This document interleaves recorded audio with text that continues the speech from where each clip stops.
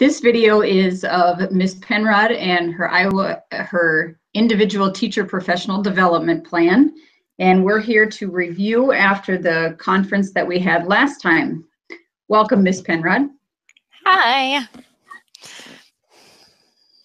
How have your goals been progressing? The last time we talked about the two goals that you wanted to work on related to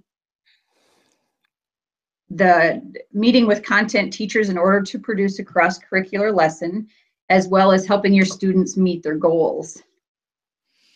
I feel like they're good. Like, one of the things that we started doing in class is I've been giving out Post-it notes to all the kids at the beginning of class, and at the I have them write one thing they want to accomplish by the end of class. And they keep that at the top, like of their desk or their workstation, so they have, I can set an objective as a teacher, but I want something that's more meaningful to them. And so they can at least by the end of that say, okay, I did this, or I didn't do this. What I need to be able to do. So that's definitely something I've started to do when talking about goal setting. And then when talking about like the cross-curricular, I've definitely made it a point to start talking to teachers more about how, like, what do they have going on in their classroom? Just very kind of generally, just to see where, like, what do I know about what they're talking about? How does that kind of relate? But just making sure I'm engaging in more of those conversations than I have in the past. Sure.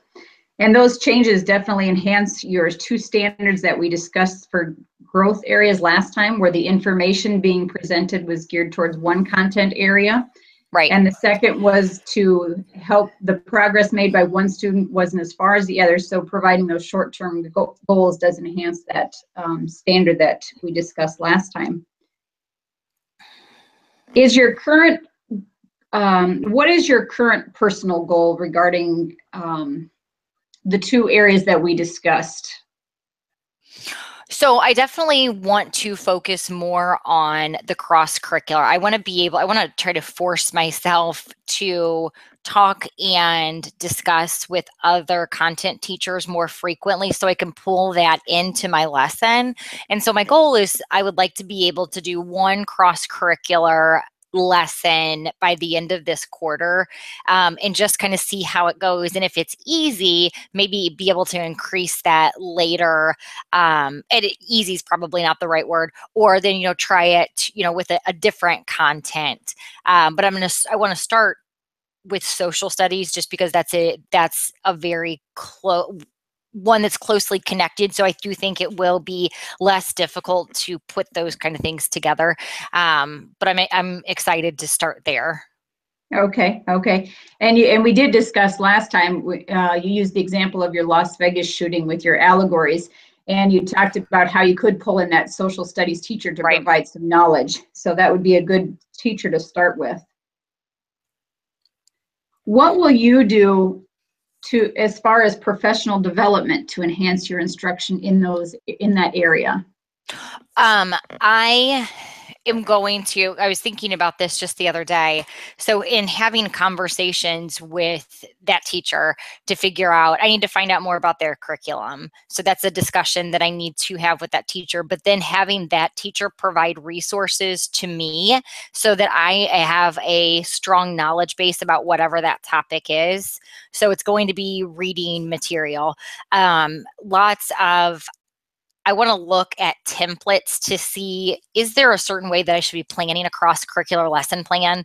Are there certain things that I need to look at to make sure I'm getting all of those things? So I'll do that. There's different blogs out there. I'll talk to other teachers.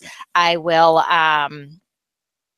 also read I've got some books on hand and things like that. And my principal, I know, has some possibilities. So in the way of professional development, nothing formal, but It's definitely resources that I'm going to have to pull from to make me be stronger at that, which I would still consider professional development.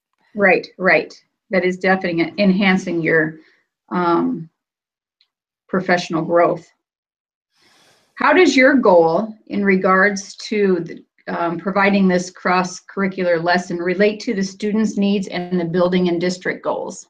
So for the student needs, I think we always fight with, like kids think they're learning in a vacuum. And it's like, oh, I'm in English class, so it's just English that I'm doing. I'm in history class. I'm just like, they think that it's all just very linear, but that's not the case at all. It's very all over the place. And I want them to kind of start to see these connections, because when they can see those connections, they put it all in context, and all of a sudden all these things have meaning. So, I take how to write an essay, and when I'm doing that in cultural geography, it's like, oh, I'm learning over here what I learned over here, I can apply over here. So just increasing their thinking, that takes their thinking from a more basic level to something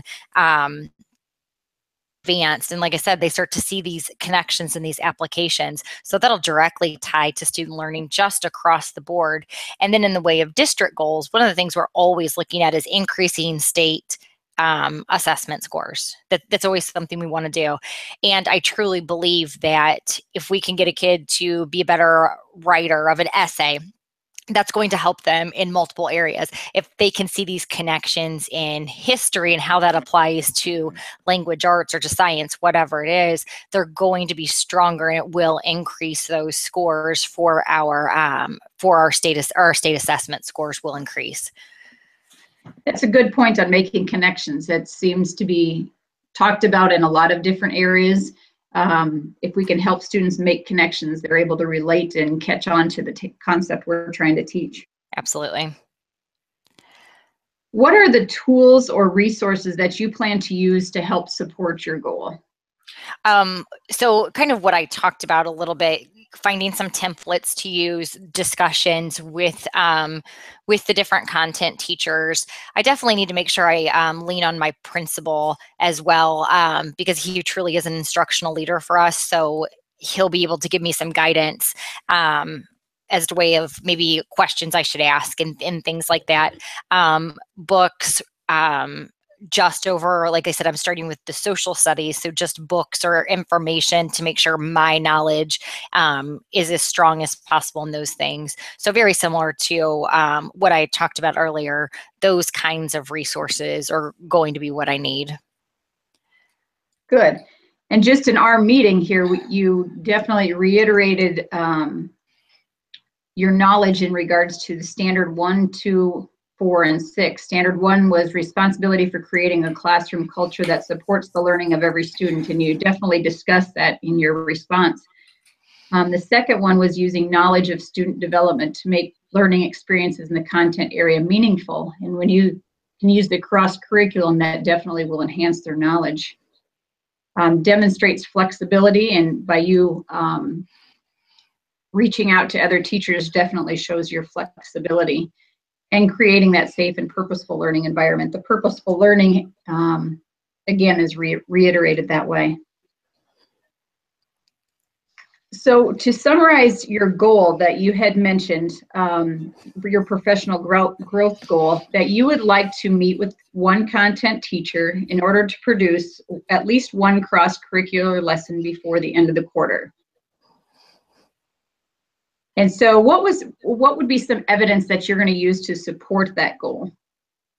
Okay, so the actual lesson planning, like the templates, the lesson plan that I come up with, and then whatever assessment I have at the end of that unit or that lesson that ties those things together, that'll be evidence directly of student learning. Like the other things will be evidence of the process, and then that assessment will be evidence of student learning.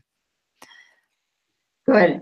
And definitely the teacher will be a good support and resource. And yep. What I'd like to do is take a look at the end of the quarter is to see how you were success in reaching your goal. I know we talked about that the final assignment that the students will submit will be proof of the success. So what I'd like to do is reach out with you and follow up and take a look at that and see how the evidence supports your goal. Great.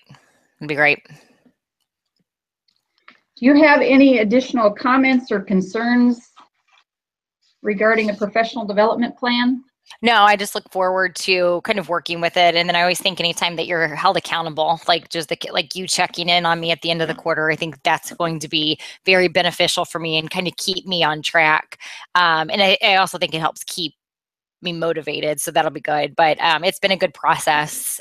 So no concerns for me at all. Okay. Well, I appreciate your time, and I look forward to following up with you at the end of the quarter. All right. Thank you. Thanks.